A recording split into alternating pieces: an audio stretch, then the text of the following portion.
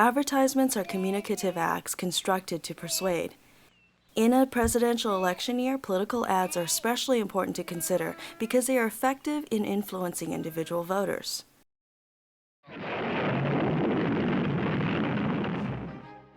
In the 2012 presidential election, media analysts argue that a small percentage of swing voters, or the persuadable middle, will decide who will occupy the White House in 2013. A 4-point lead or a 5-point lead in this environment is as significant as a 10 to 12-point lead 15, 20 years ago. Today we only have about a 6% of people that are truly swing and truly persuadable. So if you get a 4, 5, or a 6-point bounce, it means you're maximizing what absolute you can get. As a result, it is particularly important to understand how candidates communicate with these swing voters via the mass media. The following are 3 themes found in their nationally endorsed advertisements. First, the candidates differentiated themselves from each other. Just remember that I'm trusting you on this, and I'll see you there. Dude, who was that? Sounded intense. The president.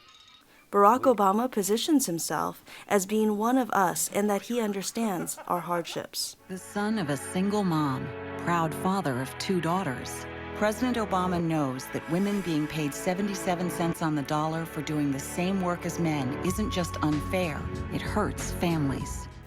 In contrast, Mitt Romney positions himself as a businessman and problem solver. I'll make sure that America is a job-creating machine like it has been in the past. It's high time to bring those principles of fiscal responsibility to Washington, D.C. Secondarily, they seem to try to link themselves to a higher power.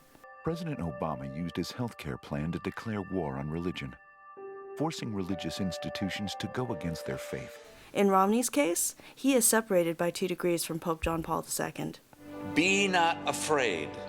When religious freedom is threatened, who do you want to stand with? Instead of divinity, Obama links himself to an extremely popular past president. And that's what you hire a president to do. You hire the president to make the calls when no one else can do it. And third, the unfortunate reality of negative political ads. Whatever happened to hope and change? Now it seems he's just coming right out of the box with these old-fashioned negative ads. As governor, Mitt Romney did cut taxes on millionaires like himself. Obama is attacking Romney's record as a ruthless businessman and positions his opponent as an elitist. But as a corporate raider, he shipped jobs to China and Mexico. As governor, he did the same thing, outsourcing state jobs to India.